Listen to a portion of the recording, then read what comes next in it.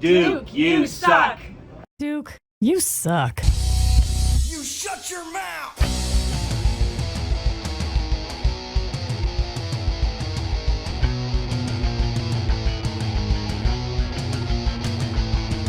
Welcome to the Duke You Suck podcast.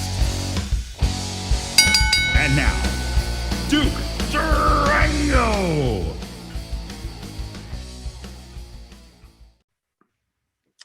Ladies and gentlemen, welcome to the Duke You Suck podcast. I'm here with my friend and fellow theater mate that carried me through a play, Jen MacLean, and her good half, we'll say, because I know she's a devil, Micheal Dargie. It's so nice to meet you, Micheal, finally. Guys, welcome to the show. Thanks for coming on. Thank you for asking us. This is great. Yeah, it's our pleasure. Anything where we can like talk to you and drink scotch at the same time, right? Is, like, cheers. deal. I mean, this is what's better than this. It would only be better if we could sit across from the table, you know. Yeah. One day. Yeah. Someday. Let's not rush it, right? Yeah. Let's take our time.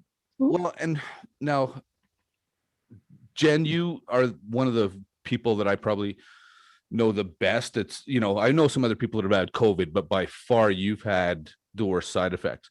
So for my general people that watch, one of the reasons I want to have Jen on is that there's so much misinformation out there about COVID. I don't care which side of the theory you fall on.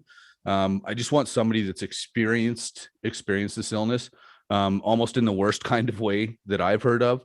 Unfortunately, and glad you're on the mend now, but you know, just Jen, just tell us a little bit about your story. Like, where did it start? What were your symptoms? You know, things like that. And then definitely I want to get into Micheal's stay at the COVID hotel. Yeah, that's a story all on its own, actually. Yeah, we probably do 2 shows now. So back in January, I work from home about half the time. And I also am actually allergic to my cat when I work from home for long periods of time. So there was a couple days there where I thought that my allergies felt a little stranger than usual. And my throat started getting a little tacky and sore. So I ended up going for a walk outside to just see, you know, if I could get away from the house and you know, breathe a little bit better because my allergy pill wasn't working. And I got about maybe half of a block away from the house and my lungs started burning and I had problems breathing, which I don't ever have if I just walk half a block from anywhere.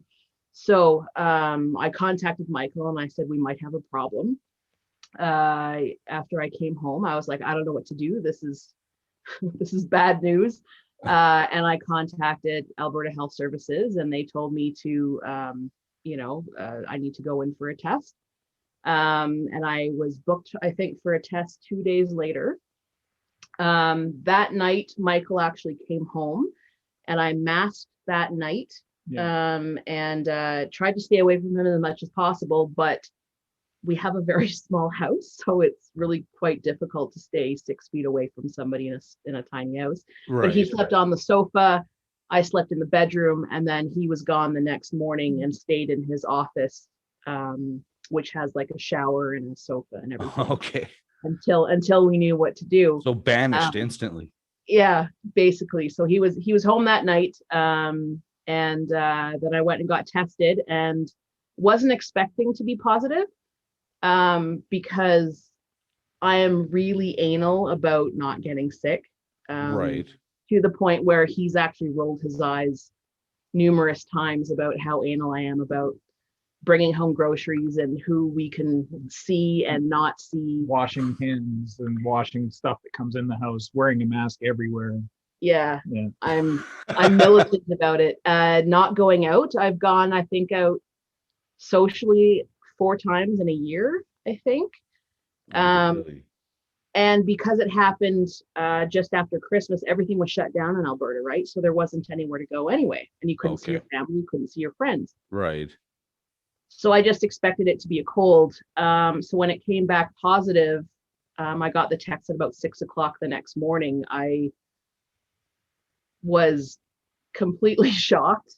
I called Micheal and he was like, hey, how's it going? Like, how'd you sleep? And I'm like, it's positive. I don't know what to do. No. And I didn't think that I was going to die, but because some people are and some people are getting really sick, you don't know, right? Right. Well, that's the thing. The symptoms are also varied. Like it's It, there's it, no kind of anyway, sorry, go ahead. no, it's okay. So it was more not knowing anything, which is what was freaking me out a lot. Right. I don't like surprises. I'm a planner. I just the unknown really bothers me, and you're laughing because I know. yeah, I'm a planner. Oh, if you want to start a fight with my wife, go ahead and try and change the plan. I get that. Yeah. So I had to place some calls to work. I had to get calls to Alberta Health Services. They had to do a tracing. Oh, And then I had to call and find out they had to trace my outings in the public, and then they had to make sure that I didn't give it to anybody at work. And then we had to basically set up a plan. And they said, 10 days you can come off isolation if you're fine. You'll get a text from Alberta Health Services. I had to call my doctor. My doctor said that they would call me every 2 days okay. because I fell into the average category.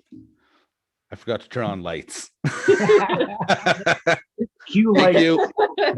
I'm such a pro.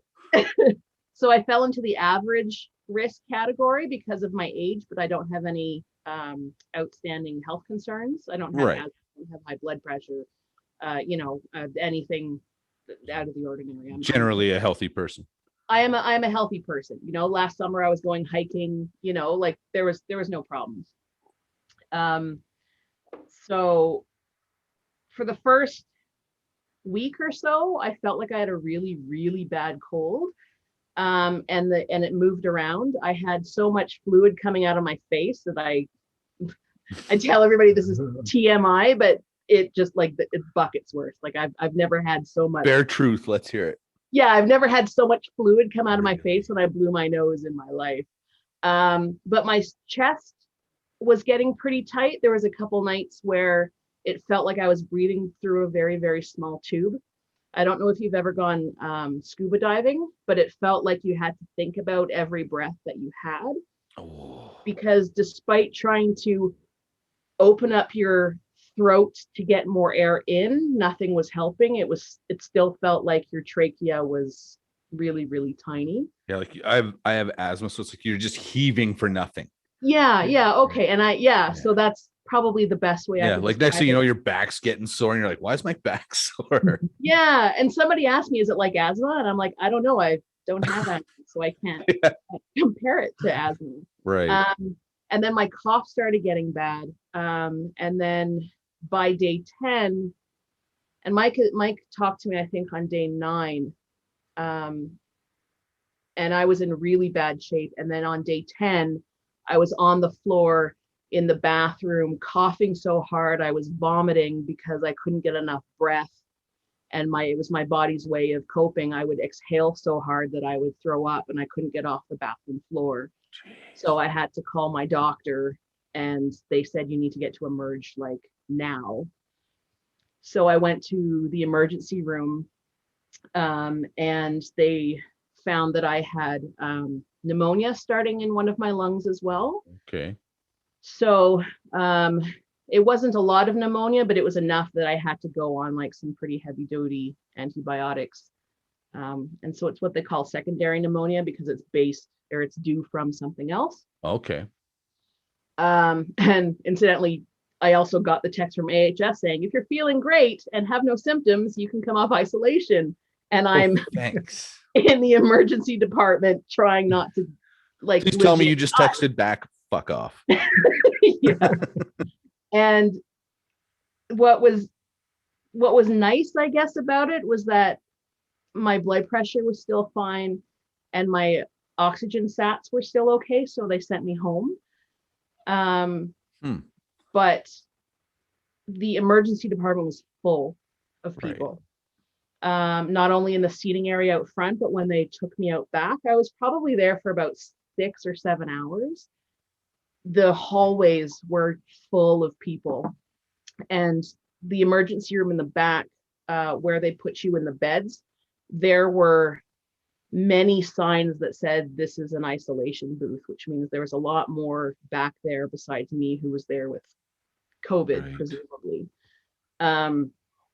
So I was lucky that I got to go home. I don't know how many people there were with COVID, how many people couldn't get beds because there were people there with COVID instead, and the people with the heart attacks and, you know, the asthma attacks and, you know, all the other people couldn't get seen quickly because there's so many extra people now who need care. Jeez. And then for the next, I guess, week after that, I was on my antibiotics, and I couldn't talk without coughing so much that I would almost puke, basically. So I couldn't talk to people. So not only was I alone because I was on isolation, I couldn't receive any phone calls.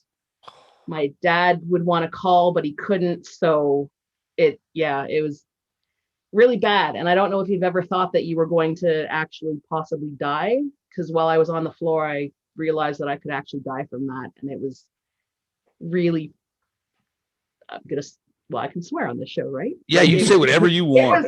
It was really fucking scary. And I'm not 20 years old, but I'm not 50, I'm not 60, I'm not 90, but nobody deserves to know that they might die while they're lying on a bathroom floor. Well, I mean, by themselves. like that's how Elvis went, you know, so there's a little pride in that, I guess. But I've got something in common with Elvis. He was wasn't he sitting on the throne though? Yeah, I was at least on the floor, not on the toilet. Yeah, that's you were clothed. Yeah. Yeah. So you have that.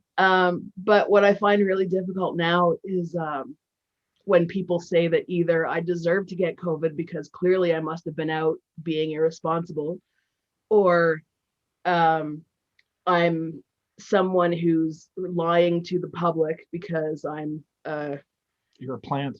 Yeah, from the government, or I'm a liar, a crisis actor. A crisis actor, yeah, or I don't get paid enough. I don't get paid anything. We're going to circle back to this crisis actor thing because people don't know your real credentials. We're going to blow this whole thing wide open. Or, you know, clearly joking. I'm way more sick than I say I am. And it's because of, you know, the Advil I take once in a while for a headache is clearly destroying my insides, and I'm a terrible person. And people who are sick deserve to die from COVID anyway, because survival of the fittest. Like it's I'm angry a lot. Well, I used to rip off a bit from a guy. Do you know who Bill Burr is, the comedian? Oh yeah. Have you ever seen his bit on 85% of us don't contribute and gotta go? No. I've repeated that many times. And he basically says, yeah, we got to start thinning the herd. And I've repeated it, but I was kidding. I was repeating a joke, so you would think I was funny telling his joke. Gotcha. Yeah, no, like people, I'm so tired of the, like you say, the narrative that, well, you got COVID, so you must have been out licking door handles. Like, no, I just was living my life and happened to, you know, and you were, you know, this whole society is just a blame thing, right? It's if they can't blame you, then they're going to blame the government. You know, one thing I am tired of hearing is how people say like the government needs to keep us safe. Well, the government can't keep us safe. We have to do it ourselves. Yeah. Right. Like, and you don't get, you know, that's like saying, well, you deserve to get cancer because you worked in a coal mine. Oh, okay. Thanks, fucker. Like, how do you make that justification? You know what I mean? Hope you enjoyed your heat. Yeah, exactly. Well, and I want, you know, and what bothers me too is that, you know, people are saying, you know, well, only a certain percentage die of it. And that's true. More people are dying from this than the flu, but they also used to put out articles about how the flu killed a certain number of people every year. Yeah. And how our healthcare system can't function with this giant onslaught of extra patients.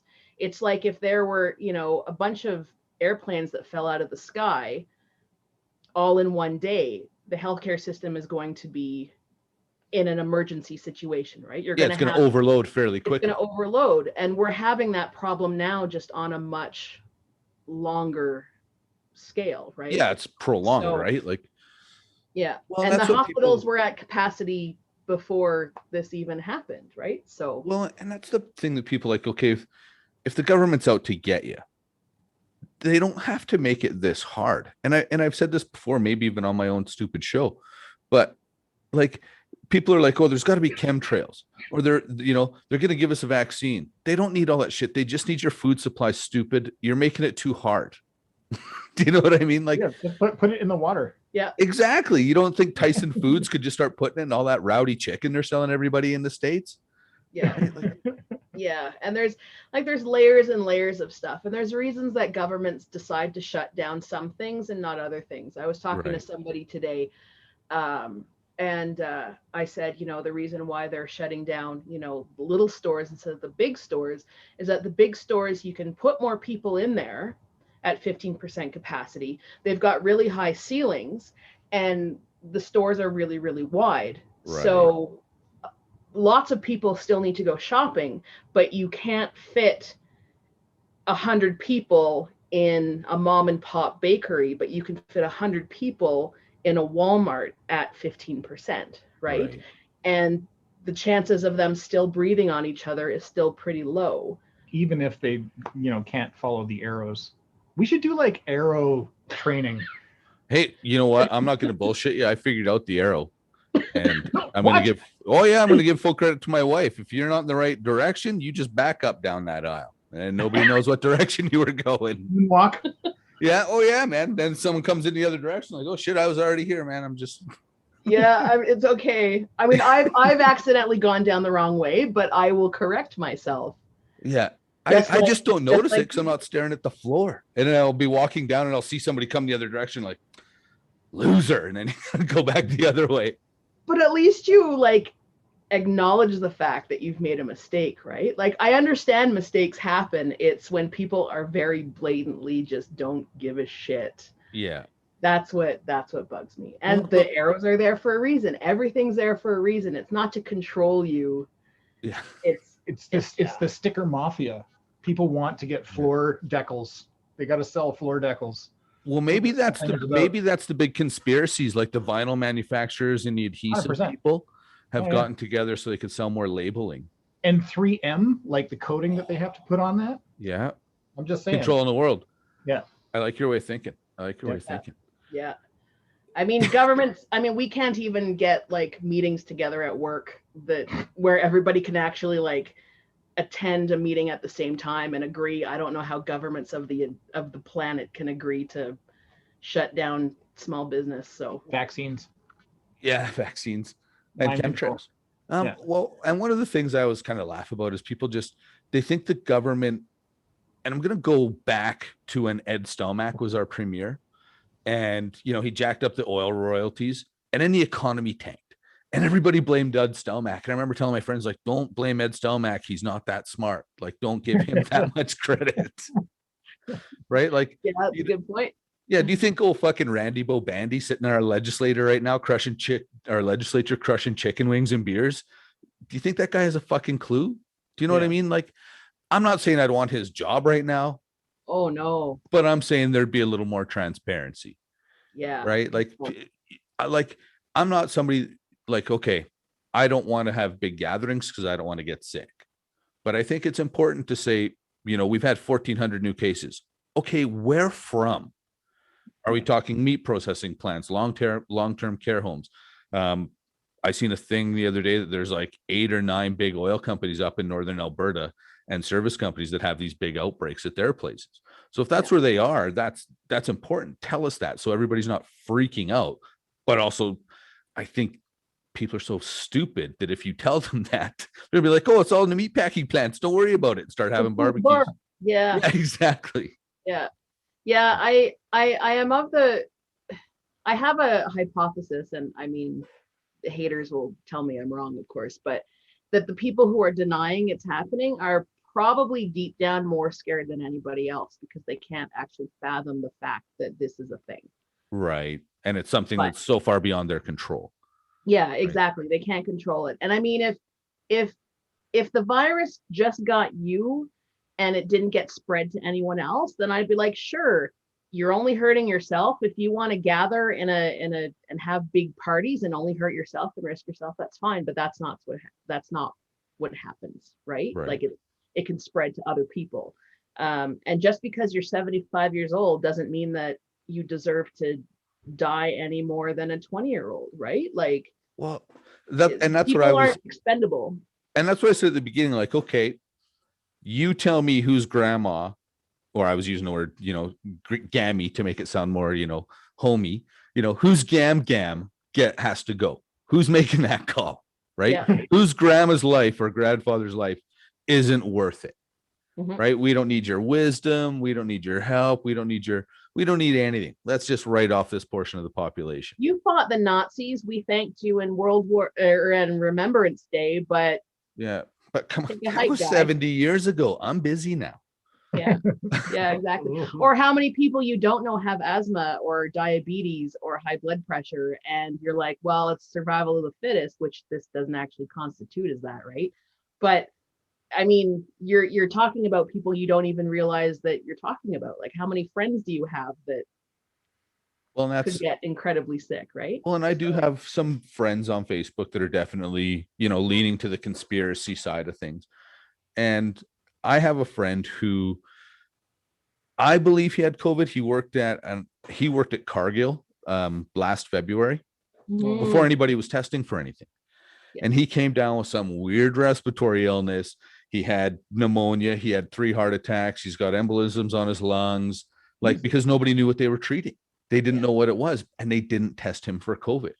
And then he's actually a tattoo artist and a painter, and they put him on such strong inhalers. And I don't think anybody was clear enough with the fact, but he developed cataracts from the inhalers that he was on. So yeah, he had to have retina surgery. He had both his eyes done here, one in December, one in January. And so is he officially a COVID case? No, but listening to his symptoms and what you're telling me, I'm pretty sure, especially knowing where he worked, right? He was a maintenance electrician at Cargill, which is where was pretty much ground zero, Yeah. right? Yeah. Yeah. And I didn't even want to get, a bad cold, because if I got a bad cold, then I wouldn't be able to go to work, because then you'd have to be tested. And even if you were negative, you wouldn't be able to go to work. And it's just like, I don't want to get sick regardless of whether it's COVID or the flu or like hepatitis. Like, I just don't want to get sick. Yeah, it doesn't matter what it is. No, exactly. Like if there was a flu outbreak at, a bar, I'm not going to go to the bar and be like, I'm here anyway. The truth is, I'd probably never go to that bar again. Exactly. It's just Right? unclean Like, in there. Don't go there. no. But I mean, on the other hand, I also envy people who don't know anyone who has gotten sick or died from it. Right. Or they only know people who had the light sniffles and that's it. Right. Like, when I was on the phone with my doctor the first time, I asked her, I was like, well, what are the odds of me getting really, really ill? And that's when she told me I was in the average category. Right. And she said, I just got off the phone with a 76-year-old man who's just got the sniffles and that's it. And he's coming up on his, day 10. Jeez. Day 10 is when things get interesting. Right. And either you're fine or you go downhill like I did. But I mean, some people just, he had a minor cold and that was all. So That's insane. And he was 76. So Who knows? I'm not a gambling person, so it's just not my thing. Well, and again, like I say, if I'm going to win the lottery, that's not the ticket I want to pull, right? Like, forget about it. It's like the Hunger Games. You're like, oh, yeah, one kind of, but not really. So there's only a 2% chance I'm going to die. Yeah. Like, there's a comedian called Micheal Yo, and he was one of the first kind of celebrities I'd heard of that had it. And he was hospitalized for 3 weeks. He was in ICU, and he gave it to his mother. She had a fever for 3 days. And actually his mom was chirping him because, it almost killed you. And I just got a fever. Wow. My son's a loser. Way to go, Mom. That's a hard mom. I love it. Yeah. I don't want to say an Giving birth immigrant to parent, you is but harder. yeah, I don't want to say an immigrant parent, but she's an immigrant parent. Tough lady. They treat their kids differently. Yeah. They've seen some shit. Yeah. Yeah. Well, So- and now I've still got a lingering cough and my chest is tight. Everyone, like the past 2 days, my chest has been pretty tight. I think I get COVID brain every once in a while where I can't remember things that have happened recently, but I don't know if I remember them or not. Like things are just gone. It's the first time I've ever felt like the smart one. Now, Micheal, do you take advantage of this? Because I've had multiple concussions, and there's sometimes my wife will be like, "You said this," and I have no recollection of it. And I it's have like, also had multiple concussions in my life. okay, yeah, Yeah, they can but- tell you anything, right? And it's like, I okay, I guess I Just said like, that. Yeah, it seems reasonable. Yeah, You promised me diamonds, I swear. yeah. You said yesterday. There's even a point where I've done the, oh yeah, I totally remember that. So it's probably the same thing, right? Like I mean a real simple example is like I told Michael to turn off the oven because I was like, oh shit, I haven't turned it off, and he's like, oh, it's off. And usually at that point I'd be like, oh, of course I turned it off. Like, yeah, I remember I was doing something else, but it was gone. Like there was a full 5 minutes where I was like, I don't remember turning it off. I don't remember coming over and sitting down. Like I don't.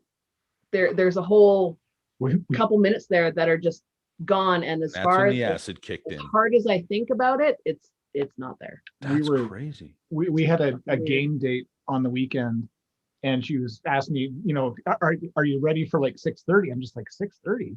That doesn't sound right. Are you sure it isn't like 4:30 or like that's what I remember? And Right. we looked in the calendar and it was 3 till 6. And I'm just like, do you feel like this all the time? Like I actually knew something that she didn't. It was like so good. But I mean bad, but so good. I so appreciate what you're saying, because I'm starting to have those moments where for like a decade, you just kind of have to go with it. And now it's like, no, I specifically remember. I can tell you where I was standing when we had Yeah. this conversation. Yeah. Traumatic brain injury be damned. We got this. Oh, and as a wrestler, I'm doing this move, right? Like, champ. Yeah, and I find that when I drive places, and like it's getting easier, but when I drive places, like there's a lot of stimulus that comes at me. So I explained it to somebody else where it's like you're driving in a new city Oh, where you really have to make sure you look at the lights, and it's like you're looking for an address in a new city. You've never been there before, but it's a route that you've driven like 100 times before. Right. So everything, you have to look at all the like make sure you've got the crosswalks and the lights and all the numbers and everything, but it's all coming at you. wow. Do you find it worse at night even? I haven't been driving at night, so I don't actually know. Because Well, it's guess you got some field research to do. Or not. Or not. Or not. Or you could do that alone. Yeah. Just call me when you're home. I'll try it on a bicycle first, and That's we'll- get a rental scooter, so if you damage anything, it's not yours. Oh yeah, like lime it up. Yeah, fire it into the river when you're done. I don't remember. I have COVID brain. Yeah, and then the only other thing is my taste and smell is slowly coming back, but it's sporadic and kind of weird. Wow. So That to me Yeah. is the weirdest, like watching you like eating egg, because the texture of egg with no taste, I couldn't imagine what that was like. but it's weird because eggs don't really taste anyway. But hard-boiled eggs, it's like the covering, like a rubber stopper covering, but the yolk is got a little bit of sandy texture to it. So it's like a stopper that's wet and slimy, but you've got like wet sand in the middle. I have a weak stomach. I'm probably just this side of dry heaving. Yeah. So My that's- eyes are watering a little. yeah. Yuck. Yeah, so zero taste or smell. I tell people that I brush my teeth till my mouth is cold because I can't taste mint. So like when you inhale, it feels cold and you're like, okay, I'm good to go. Yeah, so I have to make sure I do it long enough, but I can't taste the mint, so I know my mouth is fresh when it's cold. That's funny. Well, not funny, but funny. It's the funniest part of Funny, it. weird, not funny. Haha. As Jen says, you got to find the positive in the positive, Right. like Right. in the COVID positive. Now, Micheal, let's jump over back to you started sleeping on the couch. Day one, slept on the couch because you're a good man. Because I'm not a gentleman. I would make my wife sleep on the couch and I would take the bed. Not true. She'd stab me in the neck. Or just breathe on you. Yeah. Yeah. Yeah, well, and I'm softer than baby crap. So if anyone's gonna get sick, right here. Yeah. So, but anyways, yeah. So day one, you're on the couch, and then what was your journey like for the next 14 to 30 days, kind of thing? Oh, well, so we definitely knew something. She wasn't feeling right that night. So we had masks. I slept on the couch. I woke up early and I left. Right. And I stayed at work the following night just because we didn't know. She was still feeling a little rough and she was getting tested. And I basically lived in my studio for the next 6 days. When we found out she was positive, I called Alberta Health and they said, well, you can't go home. And we need to find out if you're testing positive or not. So they set me up with a test on Saturday, I guess. So 2 days after you got your test. All a blur. Yeah. Anyway, so I went in, I got tested. 7 hours later, they what are you doing? Oh, 7 hours later, I got a text back saying I was negative. And so that was a relief. But I didn't know what to do next, because if I was positive, I could go home. Right. Being negative meant that I had no idea what I was going to do. And I had already been living at my studio for the last, 5-6 days. And so the following day, Sunday, I called Alberta Health and I'm just like, well, this is my situation. And I really don't know what to do. And they said, you've got two options. Option number one is you go home and you send Jen to a hotel because they've got the COVID hotels. Okay. And or option number two is you go to a hotel and she just stays home. Right. But they said you cannot go home. And I was like, oh, all right. So I said yes to me going to the hotel because Jen was already at the house and House is already infected. house is already infected. Unclean. I was Make me clean the house first before I go.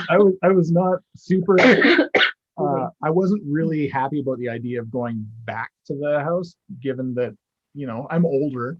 Right. And What? yeah. So Monday morning, I got a call back from AHS and they had set everything up with the Ramada Plaza downtown Calgary. Okay. And I literally drove in there. I walked up, told them who I was, and they handed me a key. They didn't ask for anything. They're just like, yeah, Micheal Dargie, we're expecting you. Here's your room key. And here's all the paperwork you need to sign and agree to, but do that in your room.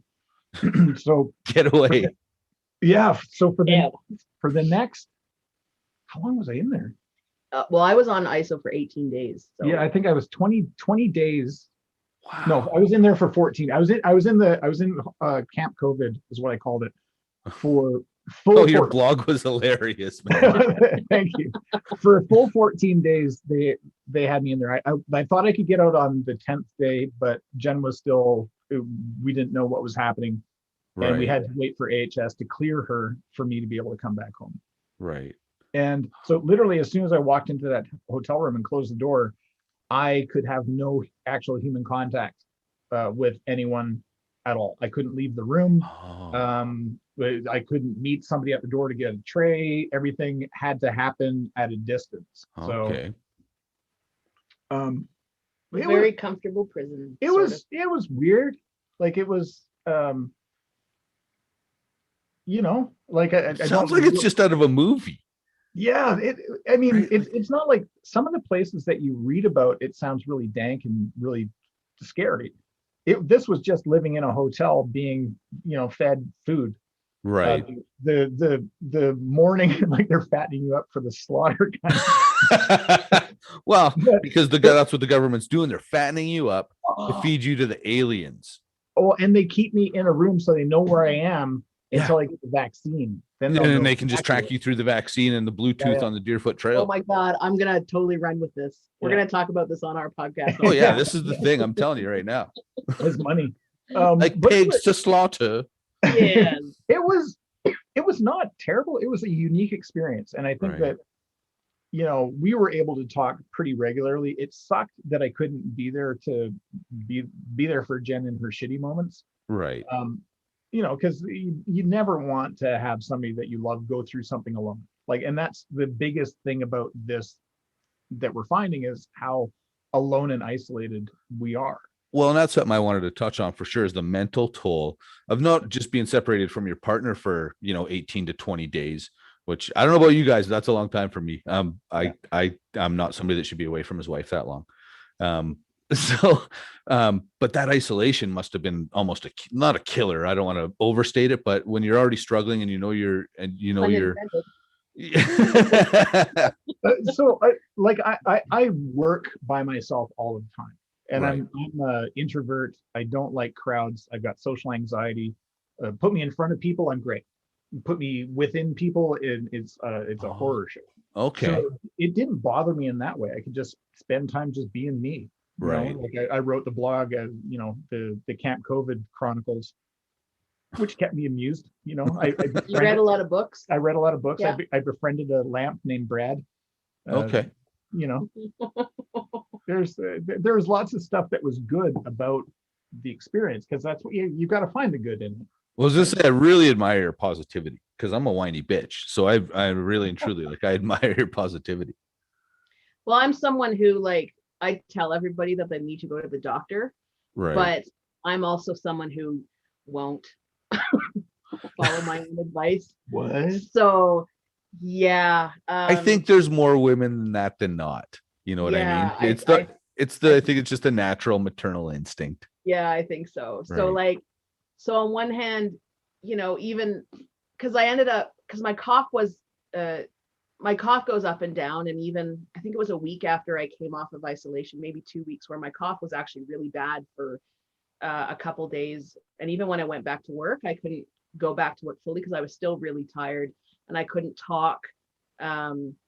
So Mike was like, you need to, if something doesn't get better, I'm taking you to Emerge. And I was like, it's just post-COVID. And he's like, I'll be no, fine. really, you need to do something. Yeah, exactly. So finally I called the doctor and they're like, we need to send you for an emergency x-ray and emergency blood work to make sure that pneumonia is not back. And it ended up not coming back, which on one hand, sounds really weird, but I was disappointed.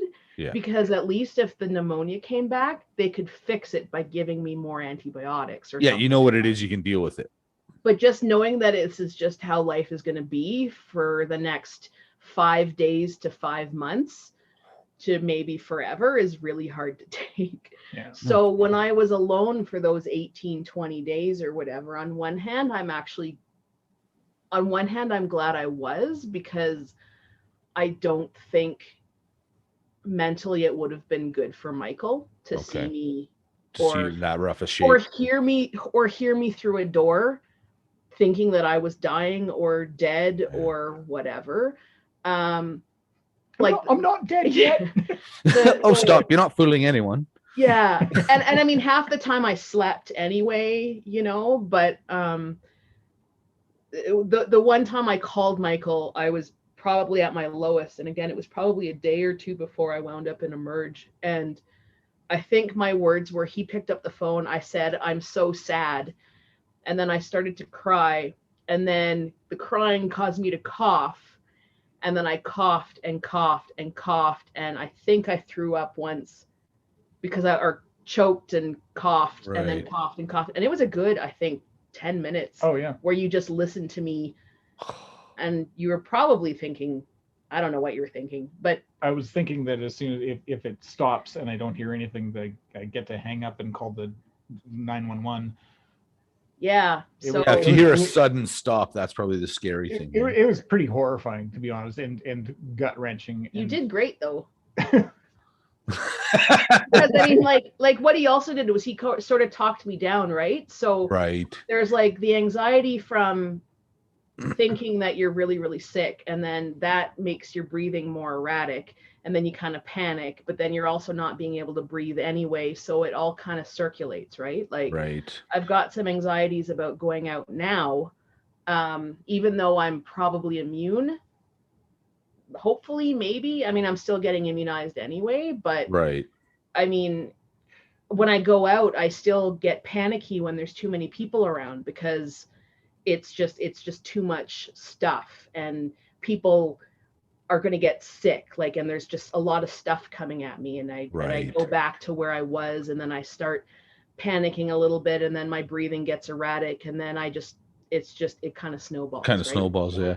I think Which is that's sorry, go ahead, Michael.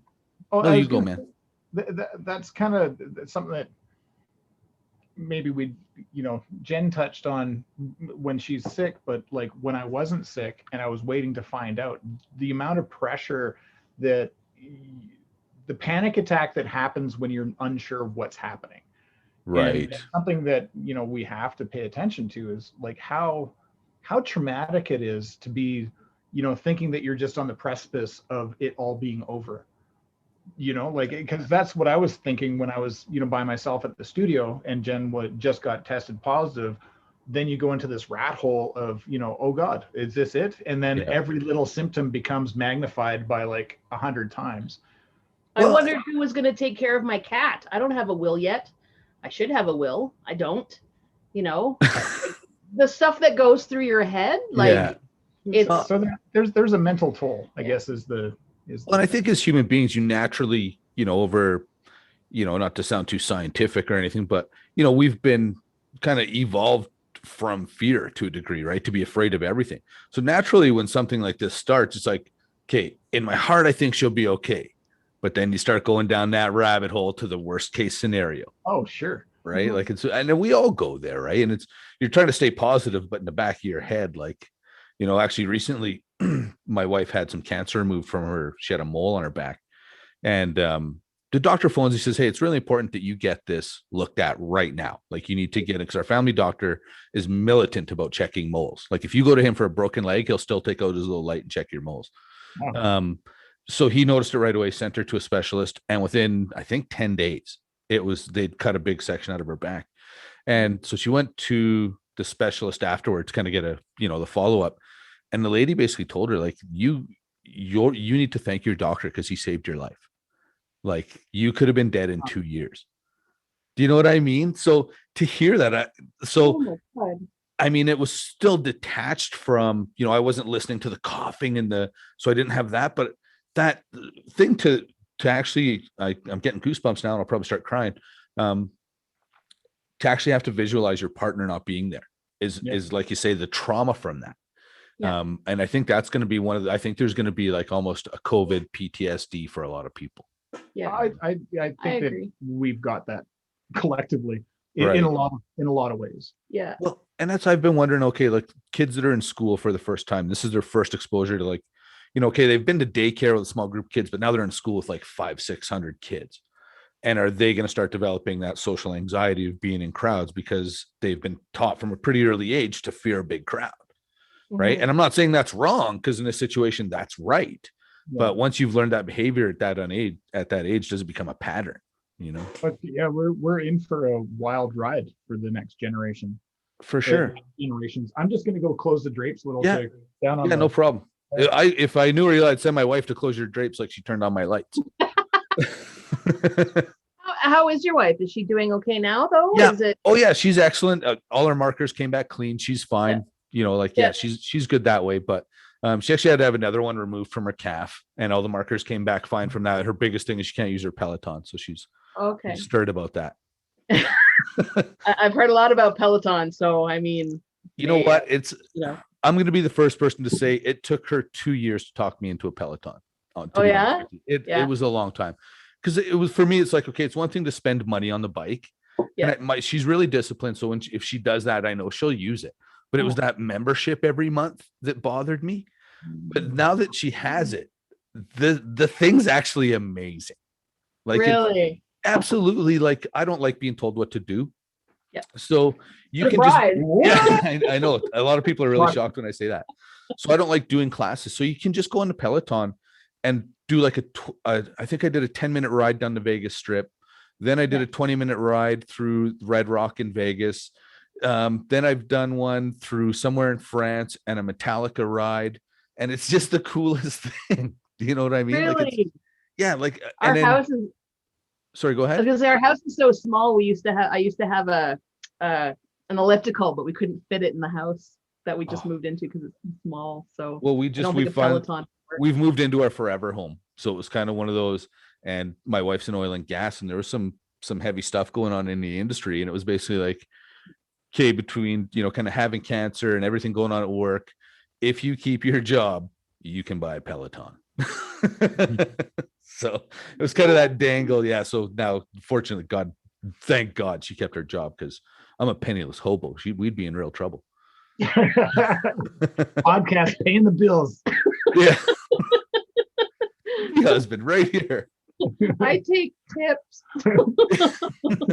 I'll take Whatever. anything. Well, I mean, you've got the sweet ass setup right there. So We're very blessed, And you have the automatic light changer. Yeah, you just send a quick text. And of course, I'm so rude texting while I'm talking to them. But when they see her come down the stairs, they'll know what I'm doing. Yeah, and usually I get at least one cat. I'm a little disappointed. Oh, there's no cats. we did see the cat. Yeah. I Oh, was did kind of you? hoping that she would do the Vanna White thing with the light switch. Yeah, she's the opposite of me when it comes to that. Like, she likes attention, but on her terms. Oh, that's good. Yeah. yeah, that's okay. Yeah. That's okay. You understand. Whatever. Yeah. I'm by far the luckiest man in the world. Oh, Don't take that the wrong way, Michael. I always feel bad when I say that, because like I'm, pissing on someone else's girlfriend or wife, but yeah. Not that I'm into that. different conversation. Yeah, nothing. I charged for that. And if you are into that, there's nothing wrong with that. I'm not here to judge. To each his own, or hers, or and G. the podcast goes that way. Yeah. And that's where we're Yeah, this is about where people are going to start turning shit off. or they're going to be like, No. hit the subscribe Yeah. button And Yeah. they're gonna And turn on the volume. and hit the bell. Yeah. Yeah. They were talking about water sports. Okay, Perfect. so let's actually move on to something a little more positive, because this is, and we'll come back to this, because again, you're still not finished yet. Like, you're still fighting, and I want to circle back. But what I also want to talk about is, you guys have a very cool podcast. You are probably I'm going to call you like a power couple in the podcasting, and because you do independent films too, right? Am I wrong? We do what we want. That's Okay, our let's hear it. Put yourself over. I want to hear everything. And I don't want, like, no ego, just tell the absolute truth, what you guys do and how, you go. Well, so we have a podcast called Dropbear and Panda Save the World, Podcast of Destiny. And gosh, 80s, we're coming up on 87 episodes. We've been nominated in the Canadian Podcast Awards for a couple of years in a row. We just got nominated in the People's Choice Podcast Awards as the top 10 best comedy podcasts, alongside Amy Schumer and Kevin Bacon. Congratulations. That's excellent. Yeah, it's pretty cool. We didn't win, but neither did they. Neither did Kevin Bacon. So Kevin Take that, Bacon. Kevin. Yeah. Kiss my ass, Footloose. yeah, we're like 1 degree from Kevin Bacon. So Yeah. I take that as a win. And the podcast is really, it sort of stemmed from this idea that we want to be producing stuff regularly. So we want to, make sure that we are out there doing stuff. But we also want to get away from the shitty news that we always find, and that we're inundated with, and find the positivity in the world that's out there and the people that are doing cool shit. Right. Just recently we have a sponsor. It's Sock Rocket, and people that are saving the world. We send out these amazing socks from Sock Rocket to sort of celebrate them and what they're bringing to the world. Just recently we sent them down to Australia to a doctor and then a lady named Marley, who rescued, well, not just rescued, they helped a koala that lost a foot, and they built a little prosthetic for it. I think I heard about this. Yeah. Oh, yeah. yeah. The koala's name is Triumph. Yeah. And they're just such a lovely, we're looking for people that just, do good in the world. And that's what we Right. need to celebrate. And it doesn't matter what caliber of good. I mean, we've sent socks to people who have corrected us when we've actually said something factually incorrect by accident. We've sent we sent something to a guy in London who sent a samosa into space that landed in Paris. yeah. Because he's like, the world is crap right now. We want to do something fun and silly, so that's what he did. That's We sent funny. him socks. Yeah. Okay. yeah, we have sent. So when I was going through my bout of COVID, a friend of mine who I know from high school, university, she went through a huge COVID bout back in March. So she answered so many of my questions. She was there for me at the drop of a hat anytime I needed her. I sent her socks. We've sent, yeah, like I mean, just people who do good and make, you know, a positive change in someone's life, whether it be, you know, small, medium, or large. Exactly. Yeah. And then we, for Sock Rocket, we have a friend of ours, Rob Mitchelson, who's a musician in town. He writes original sock jingles. Oh, and they're so good. So and he's Original literally sock cornered the jingles. market in sock jingles. yeah, so he That's writes dynamite. sock jingles of various We did like genres. Beastie Boys version. We had a disco version recently. Yeah. And we try and we'll put them in every episode. Will be one of the sock jingles. Okay, so this is, I can see this content on your podcast if people are wondering where to find this. Yeah. Our podcast is audio only, Okay. and it's on Spotify, iTunes, Stitcher, You can, all yeah, the places. you can find it on YouTube, but it's just a Right. People Or- keep telling me you got to do audio only, and I have all the audio files, but no idea how to do any of that. Like people are like, why'd you choose YouTube? Because I hit upload and it's finished. yeah easy. It's super easy. Yeah. It's a different animal. I don't do video because the video editing takes so much longer. Right. And the audio side is, you know, everything looks better with audio. And the nice thing about Sock Rocket is for every one pair that you buy from them, they send 3 to People in need. people in need. So homeless shelters, women's centers Really? across Canada. Yeah. And yeah. what's Sock Rocket's website? Where can people find them? Sockrocket.ca. All right. They're Support amazing. sockrocket.ca. Support these kinds of businesses. Oh, yeah, Seriously. Yeah, they're so good. The other stuff we do is we do no budget bullshit short films just for fun. Right. We also do high budget. Yeah, and we just Commercials. finished shooting a commercial for a company in town here called Talmia Machining and Manufacturing. So we did a big budget commercial for them. We did one for the Calgary Tower and Rocky Mountain Sidecar in the summer. Wow. Okay. Yeah. So we do little stuff and we do big stuff. It's kinda- Right. Okay. And what's the Whatever- name of the whatever we production want. company? What's that? What's the name of the production company? Well, it's Make More Creative is the umbrella, but Okay. Dropbear and Panda Productions is you two is specifically? the creative wing. Oh, okay. You can see it all at dropbearandpanda.tv. Okay. Yeah. I'll try to remember. If I don't, please send me the links and I'll make sure I put them in the. Yeah, right. Nobody, everybody says, yeah, we'll send you the links. Nobody ever sends me the links. I'll send you the links. Oh yeah. Yeah. And I don't So- remember, like by the time this is over, I'll be like, there was a website they mentioned, .tv something. That's what'll stick, .tv. Yeah, .tv because that's weird. So Yeah, there's, exactly. and again, like we started the podcast because we wanted to put out content regularly because some, you know, you get busy after a while, and putting out short films is actually quite a lot of work. I bet. So we just put out an Easter short, which With puppets. with zombie puppets Yeah. for Easter. What? And then we had a short called Jaguar that we put out a couple years ago that actually made the film festival circuit. Oh, we won some awards for it. Yeah. Really? That's Yeah. so cool. It's the 7 minutes you'll never get back. Yeah. Yeah. And again, these are all zero budget. So they are delightful crap. Yeah. Delightful crap. See, I Like, love how you guys take it seriously, but you definitely don't take yourselves too seriously. No. You know what I mean? Like No. that's very refreshing, especially you know, being a pro wrestler. People piss on it because it's pro wrestling, but for me it's just live theater. Do you know what I mean? Right. And so, but then you hear about people in the theater, which is where I met Jen, and you hear they're like these pretentious assholes. And I can honestly say I did 2 whole plays, and I don't think I met one pretentious asshole. I saw 50% of your plays. yeah. Yeah, but I will also say in both of those plays, people were polite, but I was dog shit.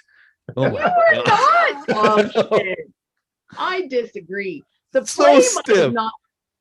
might have not been the best thing that we've ever done. I enjoyed the hell but out of it it. was fun. Man. I as an audience member, I loved what you guys did. Thank There was you. a lot of people don't know, but when Jen had to stand on the other side of that door, I would hear her doing things just to distract me. And I would get so stirred up because I was so shitty. I could never remember my lines. And so I'd be like, please don't distract me. I'm never going to remember the lines. I'd hear like a knocking on the door or scratching or or peeking through the crack of the door. Because you also have to relax. Oh God. You The could more have drove a worked up pin up you my ass got- with a sledgehammer. See, the stay, more stay out of your head. yeah, you got to stay out of your head. So the more worked up you got, the more freaked out you would get, and then the more you would like freak yourself out and forget Right. stuff. But I mean, if you were concerned about something else, then you'd sort of roll with it. And you gotta love that moment that you step on stage, that just before you're about to step on stage, and you're like, I'm gonna, oh fuck, what the fuck, how the fuck, I'm gonna, and then you step out and you're just like, ba, ba, ba. Oh man, I never felt that. I was so scared the whole time. Like people are like, is it a rush for you? Like, no, it's horrifying for me. Like I'm so, and I think part of that, more than anything, I think I get mad when people kind of come off the street and think they could jump in a wrestling ring and do what we do. Right. And Oh, I God, have, there's no way I could. yeah, well, you could if you were willing. That's Yeah, if I that's- was gonna like fuck up and get I would- punched in the face. I'd pay to see that. Not you. I want to see you fly off the top rope just a big Yeah, elbow but smash. I'd fuck up and with your punch someone else with your in the space buns and like, no, I like it. So, no. but I think I was just scared to be that guy in the theater that just, oh, he's just some wrestler. And Alan kind of Alan literally took me golfing and spent 3 hours convincing me to do a play. That's what got me in the first play. Was ours the first play? No, that was Or the first- second. Yeah, Oh. we did. So we did one called Love on the Ropes that That's Alan wrote. right. Yeah. Yeah. And he very meanly cast me as the lead. He's like, oh, just come read. I'm like, oh, okay, sure. I'll come read. You must have read well then. No, I think he just was No. like, I think you can do this. And Oh. so, yeah, a bunch of really nice people carried me for 3 months. And then we did that one. But it was, the worst part was, oh Christ, his name just escaped me. Ross and Kara. Scottish Ross. Scottish Ross. Yeah. Or he's European. He's English for sure. And he's a really good actor, but he doesn't memorize his lines. He's just good enough. He can kind of know what the scene needs. Oh And God. tried that with me. And then I didn't know what to do. Oh yeah, no, that's Oh, not that's that's terrible. not fair. Oh, That's not right. fair. That Yeah, no. was an And I- abortion. I had heard about Love on the Ropes, but I had never seen it. Oh. But I had heard about it. That So- was, I kind of freaked out actually. Like I kind of told, because my misconception about live theater was that when you're on stage and you need a line, someone will whisper you a line because that's what you see on television. And that's generally been my exposure. Well, that doesn't happen. No. So fortunately it was it was like a dress rehearsal. So there wasn't an audience there, but Roch botches what we call, I would say what we say, Roch botches his high spot. Yeah. I don't know enough to pick it up. Then Kara comes in and I'm like, okay, she knows what she's got to say. Once she says it, I'm good to go. No, goes totally a different direction. And nobody's telling us anything. So Oh man, that's as a new terrifying. guy, and the first 20 minutes on stage is just Ross and I doing dialogue. And then she comes in after about 20 minutes. So after 40 minutes, I walk off the stage and there's still about 20 minutes left or 15 minutes left in the first act. And Yeah. they could hear me out front screaming, what the fuck was that? So I went out. So there's a break, right? Act 1 ends. I go out on the stage and Alan's giving us a pretty stern critique. And I kind of look at him and I go, as he should. and I go, I'm not sure about the fucking egos in theater, but that was absolute bullshit. I'm like, if Yeah. you ever leave me twisting in the breeze like that again, I will rip this fucking building brick to the ground. And I was like, Good. I've never been more embarrassed as a professional in my life. I was so Wow. mad. And so, and I honestly thought they were going to tell me to go home. And Alan pulls me aside after. He's like, good job. You're owning the lead now. I'm just like, oh, that's not frowned upon. No, man, like that's I mean I've done improv like because I took theater in university. That was my Right. major. So there's a time for improv, there's a time for not improv, and if you have to do improv, it's to like cover your butt, not to just Oh, go into a scripted show and then just make shit up and see what happens. That's not what you do during a scripted Yeah. show. Like well, what I ended up doing is I not had papers on my desk because I think he was a lawyer. One of us was in a lawyer's office. So there was all these papers on the desk. So I hid the script in the papers. So then when he would shit the bed, I could at least stay on, knew what line I was on. Find where you're at. Nice. Yeah. Check some shit out. Yeah. Yeah. Nice. I think Kate Davies might have told me that. She might have said, like, hide the paper in there. Yeah, she's lovely. Yeah. I remember, and I want to thank you again for when we did a mature audience only. That was what the show was called. Because I had to play a porn star, and I was only in the first half. Like I did the show for like I went to the audition, but I was basically asked to do it for sort of like a favor. Right. And I don't know whether they just wanted me to do it and just asked if I could.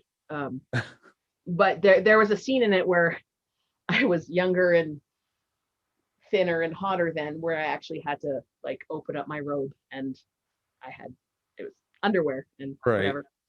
But it caught the attention of one or two unsavory characters in the audience. Oh, I remember. And there was one man. Oh, you're the guy. Yeah, there was one man who, I don't really remember.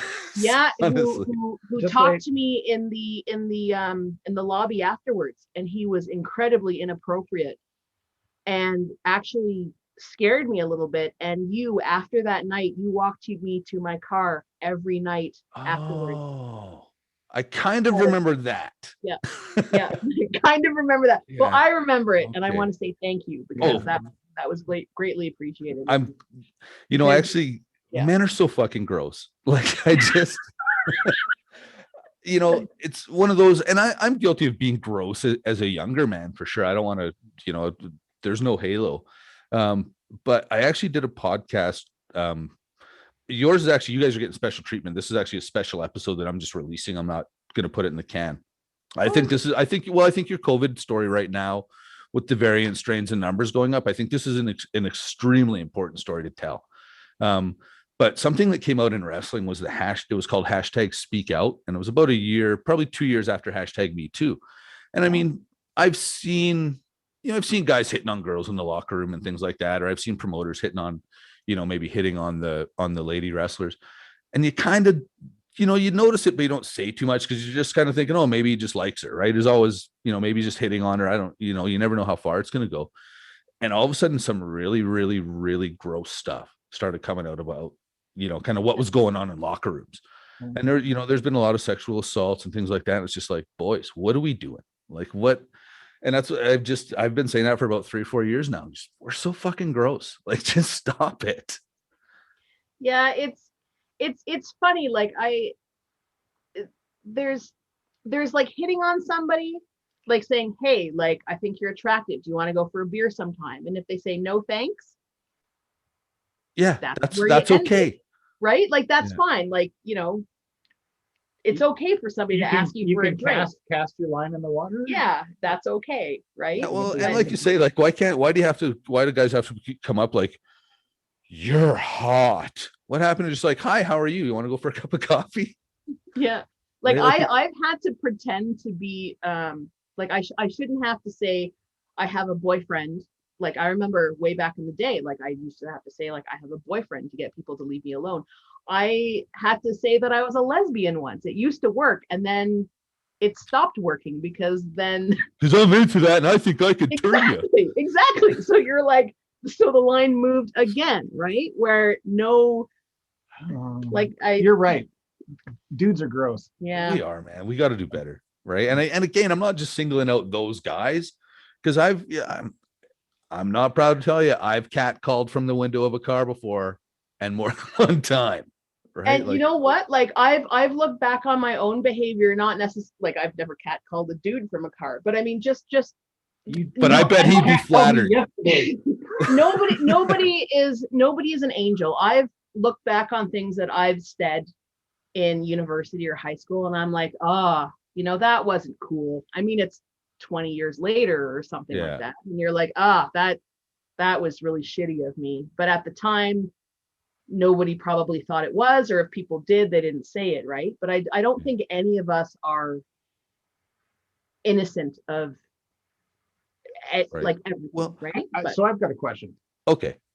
So my question then is, if we get to learn from our history, should we not just enjoy, enjoy is the wrong word, embrace the history that we've got instead of pretending that it never happened? I couldn't agree more.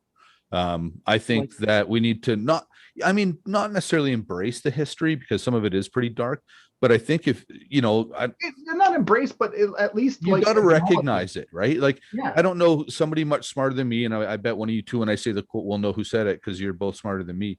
But those who don't understand history are doomed to repeat it. Yeah. Right. You can't erase it. Here's the thing. So when I was in junior high school, I used to pinch girls' bums and slap their bottoms a lot.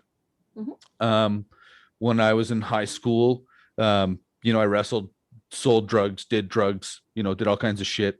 When I was going to college, working on a degree in religious education, I used to beat people up for money, for the Hells Angels. Do you know what I mean? damn, I man. need you I'm on not that guy anymore, right? But I grew from there. I'm not that person. Do you know what I mean? And I think that it's important to recognize that, 20 years ago, I was a piece of shit. Well, actually 25, until I met my wife, really, really and truly. That we all grow and change, and it, like, one time I had a girl follow me into a locker room and literally asked me for an autograph while I was going pee, which to me was hilarious, because there's no threat there. Yeah. Right. And this isn't my thought. I heard this from Joe Rogan. But he just basically says, when a guy says something gross to a woman, there's a fear that might come with that, because we can be more threatening. When a woman says something gross to me, I acknowledge it's gross, but there's no threat to it. I have no fear. And I think that's where men have to be so much more careful, because you're not just saying something gross. You're literally like that guy that was offside with you. It wasn't just that he said something offside. It scared you. And that's a different thing. That creates trauma. Yeah. Right. Yeah. Like I can't, and I hate to think that at any point I might have been part of that.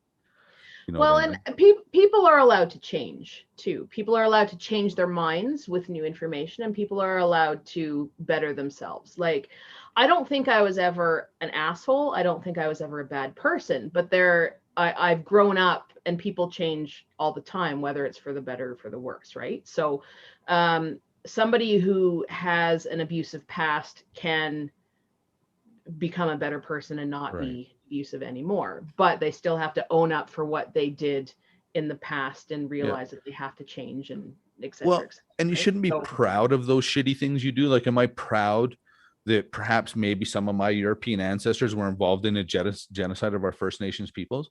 I'm not proud of that. Having said that, I'm also not proud that I used to beat people up for money, but the sum of those parts make me who I am, and that I am proud of. If that makes sense.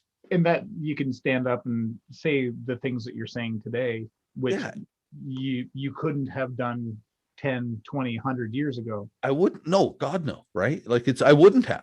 Even I can even say, like, I don't know if you've seen the episode, but I interviewed a gentleman called Matt Phillips, who's a bisexual restaurant owner in Edmonton.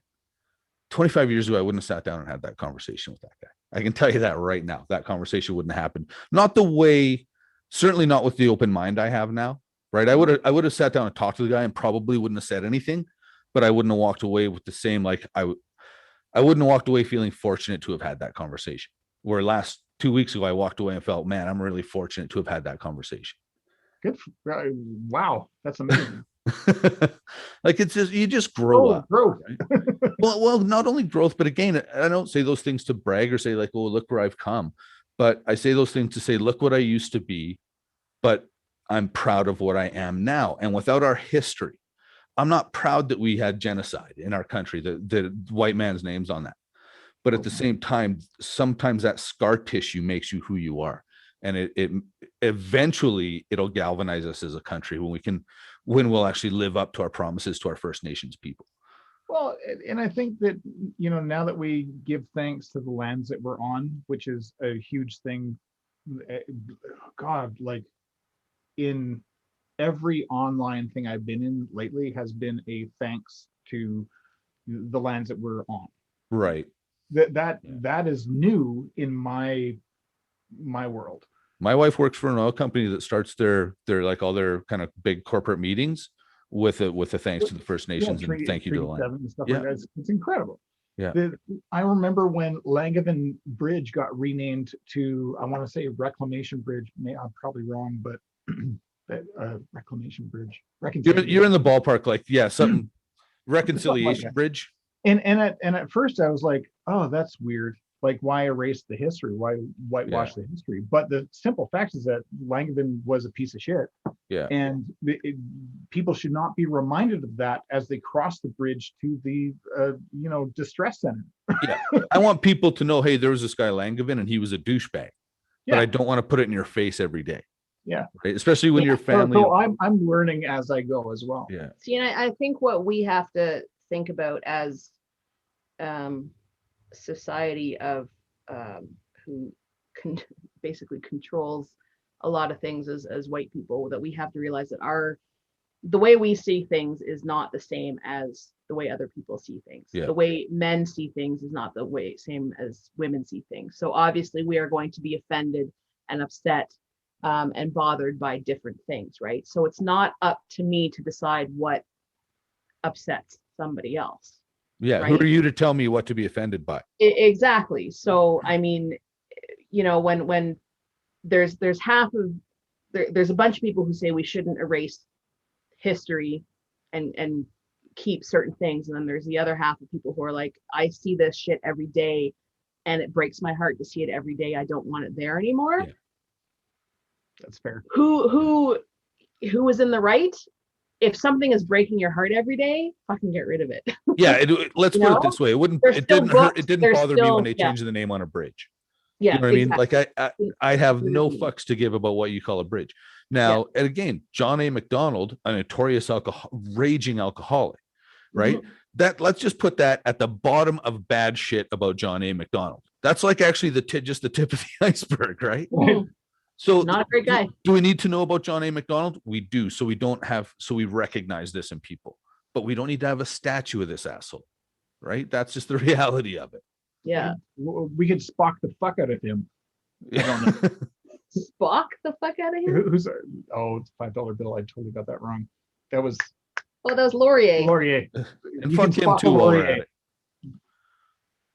$2 bill? Was that? I haven't had a $2 bill in like forever. I can't remember the last time I seen it. How old are you? He did mention he was older earlier. Well, you can't be much older than me. You look fantastic. So thanks. Don't listen to her. She's just being mean to you. Oh. She's trying to let them fatten you up to feed you to the aliens. It was all part of the plan. I know. He's already been vaccinated, so. Yeah. See, now, and people, in case people didn't catch it when I was talking to Jen earlier, and she mentioned it now that she actually has a degree in theater. How does that degree work? Tell me what that degree is. It doesn't.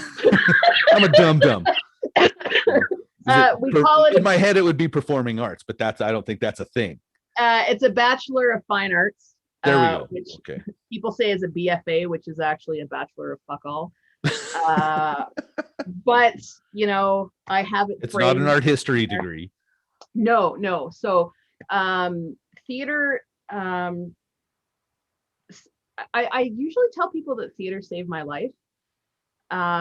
It helps me articulate my feelings. It helps me become somebody else. It helps me understand verbals and nonverbals and the importance of color and fabric and communication. It helps me express myself when I don't know how to express myself. It helps me be social. It helps me put myself in front of people when I don't want to be. And it helps me read. It helps me understand history. And so the first time I ever did theater was, I think, in junior high school. it was a company called All Nations Theatre Society, which I don't think is around anymore. I'm not sure. And it was part scripted, mostly improvised theater, which sort of helped teenagers and parents deal with the problems with basically growing up and teenagers and dealing with drugs and alcohol and that kind of thing. And then I took theater in high school, and I loved it. And then I decided that that's what I wanted to do for university, which the funny thing is I didn't have a big connection with the other people in theater school at the University of Calgary. Right. I had a larger connection with people outside of that. And I think the one problem I had at the curriculum at the time was it didn't really teach me how to navigate theater once I graduated. Okay.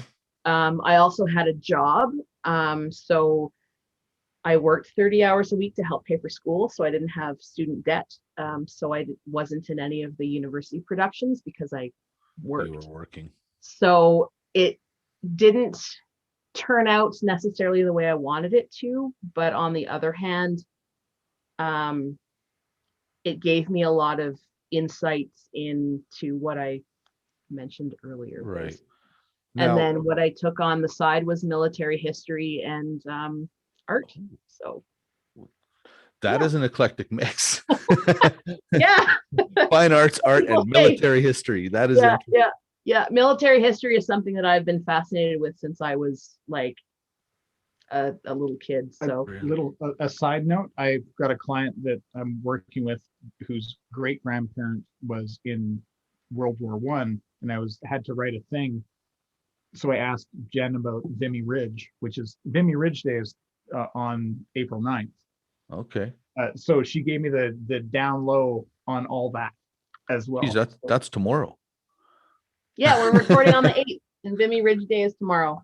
Okay. So, And yeah. and I mean, I have a few friends that are veterans, and they probably get tired of hearing me thank them. And oddly enough, actually, I was talking to somebody a while ago, and I said, after COVID, we need to start thanking our healthcare workers the way we thank soldiers. You know what I mean? Like these people have put their ass on the line for us for the last 14 months. And I mean, some of us have done dumb shit and probably been lucky enough not to get COVID. And some people like, Jen have done all the right things and still unfortunately got COVID. And so, those frontline workers, they're heroes, like just night in and night out. But I want to circle back. Sorry, this isn't about my bullshit. What I wanted to ask about was, obviously you're so passionate about theater. Mhm. How hard has it been for you to not, I don't know how many plays you usually do a year, but it's been, 14, 15 months. How's that feeling? I do 2 to 3 a year. I'm sensing some angst. Oh. It's so hard. Is that So- right? Hey, Michael also does Loose Moose. He's a Loose okay. Moose theater guy. So he's Right. usually at the theater every weekend. So he hasn't been able to do it either. Yeah. So That's a different animal. yeah, but it's still theater though. I mean, Mike's still still not real theater. it's still a Like, creative outlet, right? And Yeah. that to me is a really, like, all my wrestling friends, they're like, it's just wrestling. Like, no, that's your outlet. Like that's your, Yeah. Well, and I'm lucky that we at least have our podcast to put out every 2 weeks and the Right. occasional no budget short film, but theater is my rock basically. The last show I was in was Much Ado About Nothing that went up at Arts Commons the December before COVID hit. So December okay. 2019. Wow. And which and it was great. It worked me really hard because it was Shakespeare. It bent my brain because there are some shows that I find super easy. Like the director gives me no notes and like I do shows and I'm just like I'm a semi-professional. So which means I get paid for some stuff I do. And then I Okay. don't get paid for other stuff because I have a day job. Right. But I right now with a group of friends that are in other theater companies in town, I do readings, like play readings every weekend because it Just because. scratches an itch. But Yeah, even for when I sure. had COVID, I couldn't talk for 8 weeks, so I couldn't be a part of it. Didn't So do any of that. yeah, I couldn't do that at all. So it's been awful. And I know people who run theater companies who are slowly dying because they can't even. Yeah, you can't pay the rent on anything. No, it's awful. And it's funny because so when I'm in a show, and Mike can attest to this, I'll like go to rehearsal and I'll be like, oh, I don't want to go. Like, I don't want to sit and learn lines for the next 6 hours at home. And I don't want to memorize and my character, it's just, but when you can't do it, like, and when I'm on stage for those like 10 days or that month that I'm doing a show, like it's incredible. Like I love it. I fucking love it. The rehearsal process, I always bitch about it. Like always. And I think this is an important point to bring in that from my side is that it's a process. Right. It's a process that she embraces. You have like a month or two of rehearsals where she just hates life. And she's like, and she's so like, mad. Yeah, so mad. But then when she's in it, she's like, I'm so happy. Yeah. It's like the best thing ever. I am the happiest when I'm in the show. Yeah. Right. And when a show is not going well or rehearsal was terrible or it didn't go well or I fucked up a line, like I'm really hard on myself. And I don't know if you noticed this. I was only in one act with you, but like I'm really hard on myself. So I'll come home and I'll throw the script across the room and I'll be like, I was so fucking bad tonight and I'm terrible at this and everything's terrible. And then I'll be nominated for like an award for it, like 3 months later. And I'll think I did like the worst job any actor's ever done. You're like that genius student that thinks they failed every test. Man, I had an audition for Women Playing Hamlet with Scorpio like I think it was 2 years ago, and I literally did this. I came home, I had the lines from the read from the audition, and I came home and I literally threw them across the room and I said that was the worst audition I have ever done. I am a terrible actress. Fuck everything. And I had to call back. And I got it. So it clearly means that I don't know what I'm doing. And Michael, how do you handle this process? Do you just sort of sit back and let it work its way through? Yeah, I mean, it's part of the process. It's part of the artistic process for sure. Right. I think like often saying nothing is the best thing.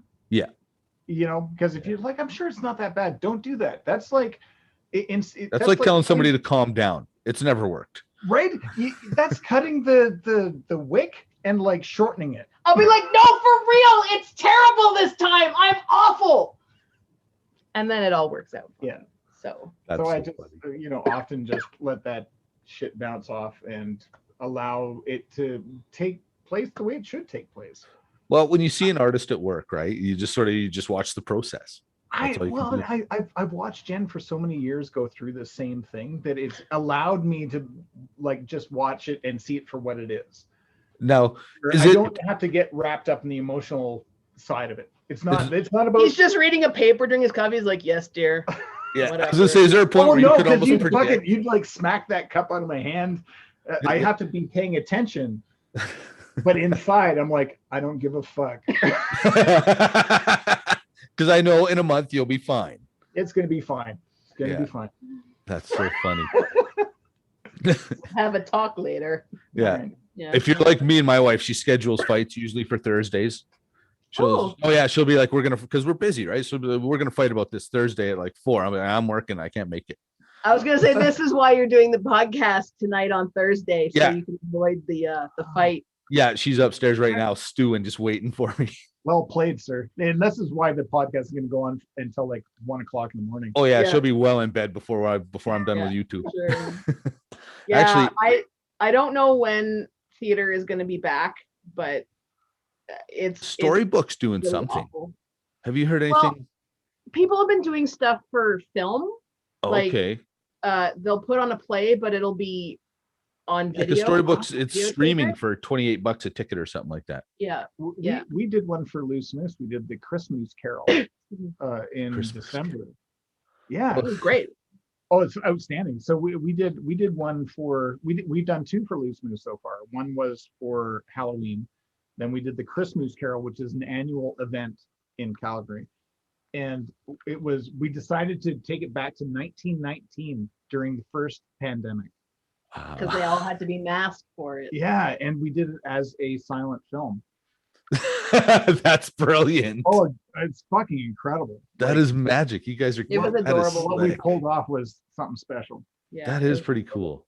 That's one thing I've actually been really kind of cool to watch is I've seen a couple of people, wrestlers and comedians are probably what I watch the most.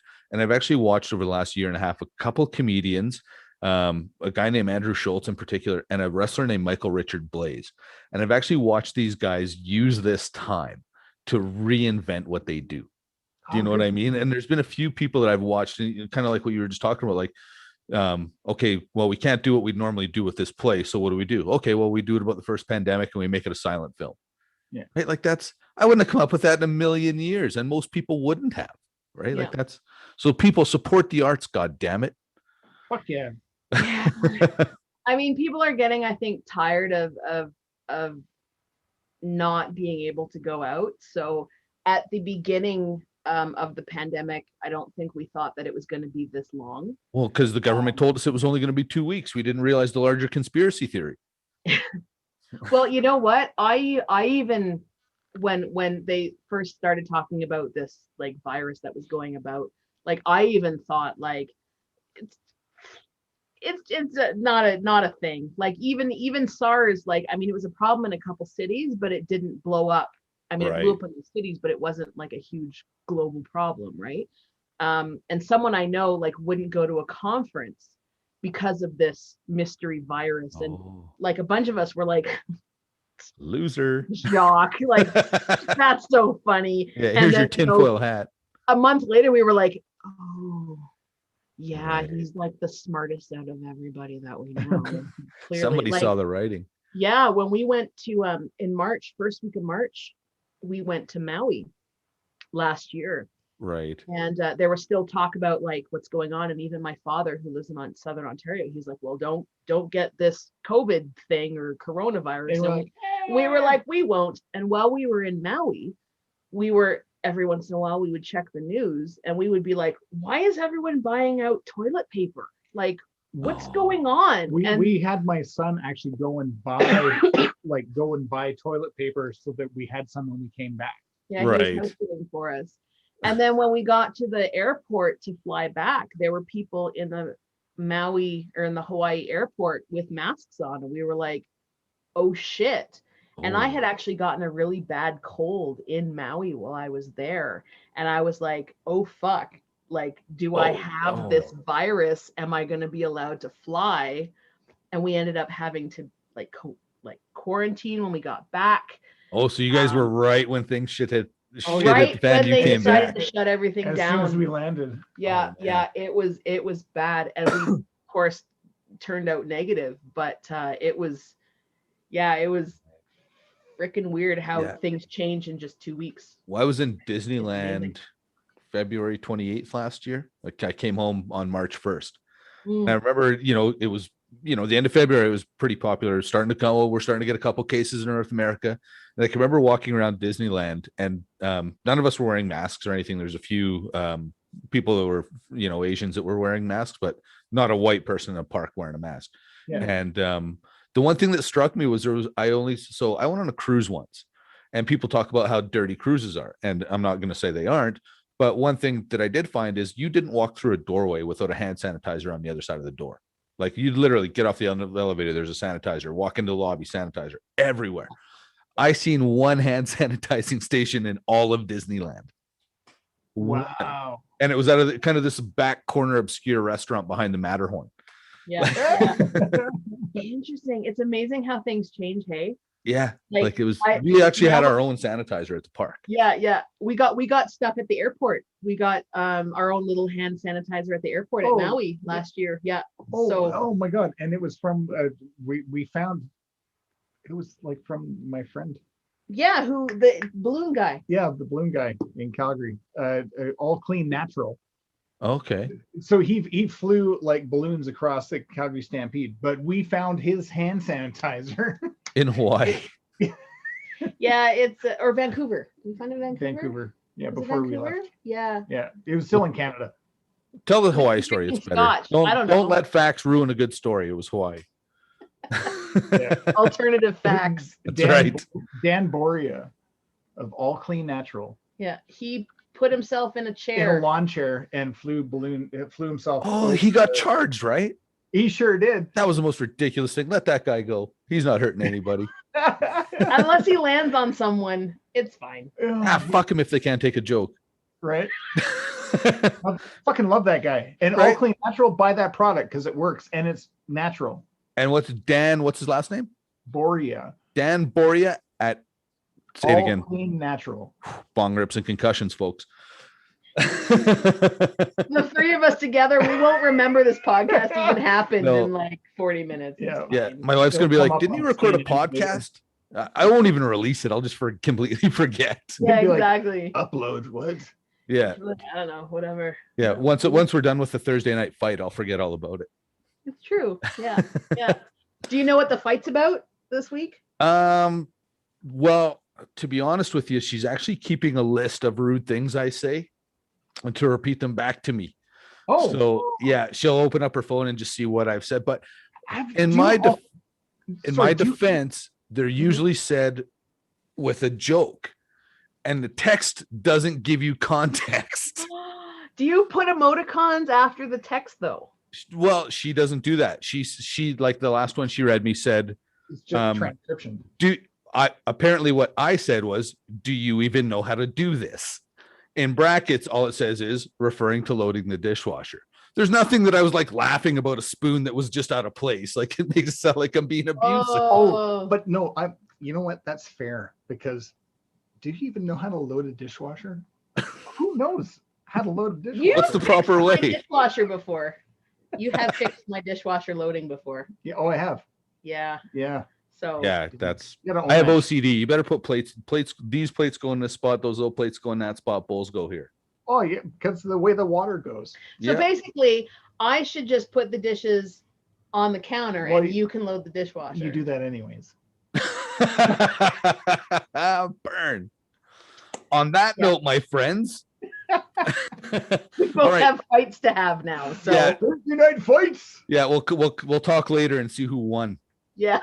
Okay, where can people get a hold of you? Let's run down all the websites and Twitter and Instagrams Oh, and all sure. that. Oh God, you do that too. Yeah, okay. So dropbearandpanda.tv is the website. If you go on Twitter, dropbear capital N Panda, because we can only have that many letters. On Instagram, dropbear and panda. On YouTube, dropbear and panda. And if you want to check out the umbrella company, makemorecreative.com. Excellent.